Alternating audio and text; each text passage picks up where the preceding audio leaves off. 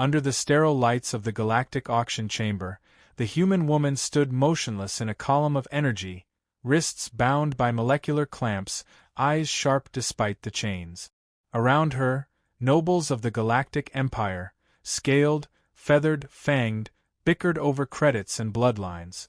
She did not blink when a Zaltraxian general described how human muscle density would make her ideal for gladiatorial breeding.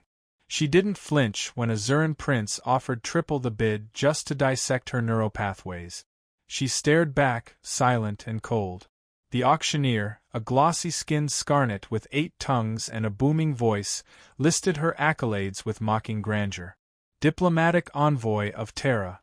Peace architect of the Oriondras Accords. Representative of a so-called superpower that had, just days ago, bowed out of the galaxy's political spotlight by failing to respond to her abduction. A relic of an extinct species, the Scarnet announced, raising one hand dramatically. Let the bidding begin. It began high. Higher still. Species with vendettas or appetites vied to claim her like a trophy. Cameras hovered above, broadcasting the event to encrypted networks across the galaxy, many watching from safe systems, laughing as Earth's finest was sold like a luxury item. Among the crowd, some remembered Earth's violent past. Most dismissed it. Too long ago. Too forgotten. What threat could a primitive world pose, whose warrior legacy had rotted beneath diplomacy and trade? The woman's eyes did not flicker as the final bid closed. A Garanov noble, sleek and venomous, won her for a staggering sum. He sauntered toward the containment field, baring serrated teeth. What will your people do now, human? Negotiate my kindness, he purred. Her answer was a whisper, carried on subsonic frequencies that made more than a few nearby species recoil. You've already lost. Outside the chamber, a Zirathi arms broker muttered uneasily. He'd traded with humans before, once. Long ago. They'd paid him in silence and memory wiped everyone aboard his ship. He remembered nothing after the deal but woke up orbiting a star that hadn't existed for centuries. He tried to shake off the unease, reminded himself this was different. Earth wouldn't retaliate. Couldn't. But others weren't so sure. A retired Arolan warlord in the viewing hall whispered to his grandson, "The Terrans have rules. One of them is simple. Never touch their diplomats." The boy laughed. They didn't even try to stop this. The old warrior's expression darkened. That's what should worry you. Millions of light-years away, in a fortified installation buried beneath the regolith of Earth's moon, a beacon activated. Unmanned. Autonomous. Ancient. It pulsed once, sending encrypted streams into the depths of Sol's asteroid belt, toward the gas giants, into the black. Below Earth's oceans, in trenches deeper than most species' vessels could withstand, metallic monoliths stirred. Orbiting junkyards reassembled themselves into coherent formations. Signal chains initiated. Protocol Warden awakened. It did not ask permission. Earth's government, its president, its parliament, none were informed. They had already failed their duty. A diplomat had been taken. Sold. There was no debate. No politics. Only execution. A small moon in the Jupiter expanse fractured open. From within emerged a vessel 2 kilometers long, matte black, its surface absorbing all light. It moved without drive flares. It made no sound. It did not announce itself. More followed. Across 1,000 hidden zones, the last generation of Terran warcraft activated. Not with urgency.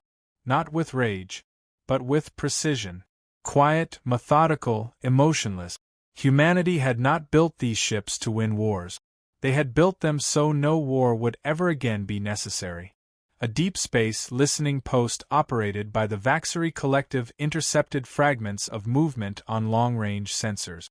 Objects displacing stars behind them. Trajectories calculated. No response from the entities. The Vaxery flagged the anomaly, stamped it low threat, and forgot about it. On the Garanov homeworld, the noble displayed the human woman in his private sanctum. She had been cleaned, reclothed in ceremonial fabric. The noble offered food. She refused. He offered clemency if she would share human security code. She laughed. Then silence. He struck her. Once. She didn't even bleed.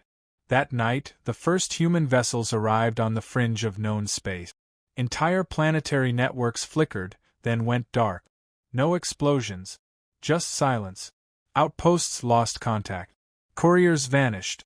A scientific observatory orbiting the Sarant Nebula caught a glimpse, dozens of dark shapes slipping through subspace, bypassing gravitational anchors like phantoms. Inside the Galactic Empire's military core, there was no panic yet. The auction had been legal. The human had no diplomatic immunity once detained. And Earth had shown no reaction. They did not yet know Earth had never planned to protest. Earth had planned for something else. A smuggler station in the Andari's system detected one of the vessels as it blinked into real space, only for a millisecond. Just long enough to register its signature. Then it disappeared again. The station tried to broadcast a signal. Too late.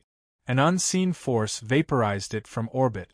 Humanity had no intention of making demands. The act had been committed. The response was overdue. Protocol Warden subdivided. Its subroutines deployed separate theaters of engagement. Each auction participant was tagged, traced, prioritized. Command centers were identified, mapped, and assigned execution timetables accurate to the second.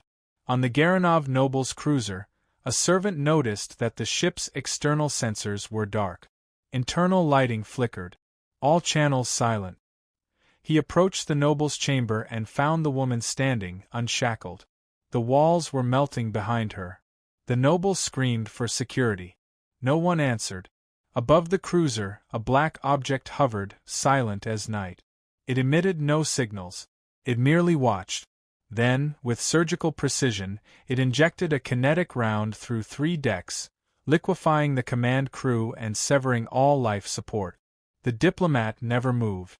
She stared at her captor as he choked. "What did you think would happen?" she asked, voice like frost. "You thought Earth had forgotten how to hate?" In the galactic trade lanes, vessels rerouted away from anything remotely human. Planets declared neutrality. Empires broadcast denouncements of the auction. Too late. Human fleets were already in motion. Entire sectors closed off. Within days, every noble, financier, and organizer connected to the auction was dead or missing. Their holdings eradicated. Their assets purged. Not once did the Terran fleet respond to hails. Not once did they justify. They simply arrived, cleansed, and left. News spread not in broadcasts but in silence. Where once were trade outposts, now only debris fields. Where once lived rulers, now voids. The most powerful empires went quiet. Lesser civilizations begged not to be noticed. And Earth said nothing. The diplomatic envoy returned to Earth without escort, without injury, and without applause. Her steps through the spaceport were quiet. No reporters. No fanfare. Just security drones scanning for threats they could never match. The humans who watched her pass did so from behind mirrored glass and encrypted observation points. The war machines had returned with her, silent and unmarked, resuming orbit across Earth's moons, oceans, and shadows. None asked her what happened. All knew. What wasn't destroyed had fled. In the weeks following the retaliation, Earth sent no communications. No messages of warning. No clarifications. No gloating. The Galactic Empire broadcast offers of reparations, pleas for dialogue, attempts at framing the auction as a rogue act. Every signal was ignored. Earth had moved beyond conversation. The Empire convened an emergency summit on Caldris Prime. 32 species arrived, all bruised by the recent purges. Many had lost family lines, noble houses, colonies. They blamed one another. They blamed the Garanov. They blamed ancient laws. None dared blame the humans aloud. The hall was quieter than it had ever been, voices strained, trembling. A few floated the idea of counterstrikes, not in hope but in desperation. The room rejected it before the words finished leaving their mouth. One elder spoke up, a Centauri tactician with rings of age circling its gelatinous core. We studied their wars. We catalogued their extinction-level weapons. We believed they were relics. But the Terrans never unlearned death. They buried it beneath treaties, behind education, under policy. They only needed a single reason to remember. Others called for containment, for isolation of soul. Shut down the hyperlanes, mine the approaches, digitally quarantine the system. No one acted.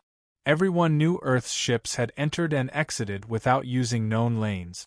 They had traveled through gravitational folds previously unrecorded, passing through sensor veils like ghosts. There was no containment. Earth had been everywhere at once and then vanished. Whispers emerged of sectors going completely dark. Not bombarded. Not raided. Just erased. Stations that once relayed thousands of terabytes a second suddenly stopped. Patrols sent to investigate never returned. Refugee vessels fleeing through emergency corridors reported seeing shadows gliding past their ships, black masses that made no sound and emitted no energy. One transmission captured a hull etching in Old Terran. The consequences were always clear. Earth's trade partners, long seen as minor allies, suddenly enforced strict embargoes against any state that had participated in the auction. These embargoes weren't requested by Earth. They were volunteered, acts of fear, of appeasement. One merchant prince from the Julari Combine sold off his entire shipping empire for a chance at asylum on Mars. He wasn't granted entry. His ship was found abandoned near Saturn's orbit, electronics fried, data wiped. In the border systems, human scouts arrived in ones and twos. Not soldiers. Observers. They made no contact. They simply stood at the edge of populated zones, watching silently, scanning, documenting. No one dared approach. When one pirate crew attempted to intercept a human scout ship, their vessel was returned, empty, save for one message embedded into the hull. This was your only chance to walk away. The Galactic Empire's internal cohesion began to fracture. Border planets rioted over the lack of defense against the Terran response. Some worlds tried to secede. Others demanded the execution of auction officials. The Garanov species, central to the event, found themselves hunted. Their embassies were razed, fleets sabotaged. Their queen offered herself in exile, desperate to absolve her lineage. Earth never acknowledged the act. Human cultural influence spread unintentionally. Former diplomats of allied species began adopting human legal doctrines, mimicking their rigid protections around emissaries. The term diplomatic immunity no longer meant leverage, it meant touch this and your star system burns. Young officers studied Earth's historical doctrines not as a curiosity, but as gospel: proportional response, measured retaliation, total enforcement. A galactic university began offering courses on Terran justice systems. Enrollment exploded. The final lecture was always the same recording, a replay of the auction overlaid with the list of every system that no longer existed. The professor would say nothing. The students would not ask questions. The lesson was self-evident. Some species worshipped Earth's reaction. New cults emerged in the Outer Rim, viewing the Terrans not as people but as divine arbiters of cosmic fairness. They spoke of the scale of blood, of one taken, all judged. The cults were denounced, but they multiplied. The woman, the diplomat, was offered reinstatement. She declined. She never left Earth's orbit again. Instead, she took a position few even knew existed. Her job was not to speak for Earth, but to listen. To decide if words were even worth hearing. She was given an old seat beneath the polar ice cap. Not a throne. A chair beside a long-dead satellite hub. She watched transmissions pour in, offers, threats, apologies. She responded to none. In the Andron spiral, a former auction participant fled with a fleet of 300. They sought refuge beyond the known galactic edge. They disappeared. Months later, a single probe returned with data from the edge of charted space. The fleet's location was identified. Every ship derelict, hulls hollowed out, floating in perfect formation, untouched by debris. No life signs. No escape pods. The pattern formed by the fleet's positions spelled out coordinate. They pointed back to Earth. No explanation followed. The Galactic Empire tried to reassert control. It failed. Its systems didn't fall apart violently, just faded. Their authority was not challenged, it was ignored. Regions simply stopped responding. Treaties were signed without them. Local powers rose in the vacuum. And everywhere, in the background, Earth was present. Never involved. Always noticed. The last surviving Garanov noble tried to broadcast a statement of repentance. His ship imploded on air, mid-sentence. The feed continued broadcasting static for hours, and then a single sentence appeared. She was not for sale. Diplomatic channels that once saw billions of messages per hour dwindled. Now every ambassador measured their words like cutting wires. Anything perceived as a threat, even implied, risked summoning the Terrans again. Not all humans agreed with this newfound terror. Some protested. Others argued it made peace impossible. But they were ignored. Not by Earth. By the galaxy. Humanity had not declared war. They had not rewritten the rules. They had reminded the universe that their restraint had always been a choice. And that choice could be revoked. New diplomatic stations began construction across neutral space. Their architects included human consultants, invited, not requested. Every design included massive protective clauses. No species would again be allowed to violate diplomatic immunity. Earth's condition for involvement in any further galactic activity was simple. Build this rule into your law or be abandoned. A council formed in the ruins of the Empire. Not to rule, but to prevent. Its only mandate was to monitor human movements and report any sign of renewed mobilization. They called themselves the Vigil. The humans ignored them entirely. Earth dismantled many of its war fleet. Not out of goodwill, but efficiency. They didn't need mass presence. Not when a single stealth cruiser could destroy a planet's atmosphere in silence. The old Terran saying re-emerged across alien media. If you must shoot, shoot once. Make it the last time. Some dared to test the boundaries. A rogue admiral from a frontier confederacy launched a cyber attack on a human observatory station.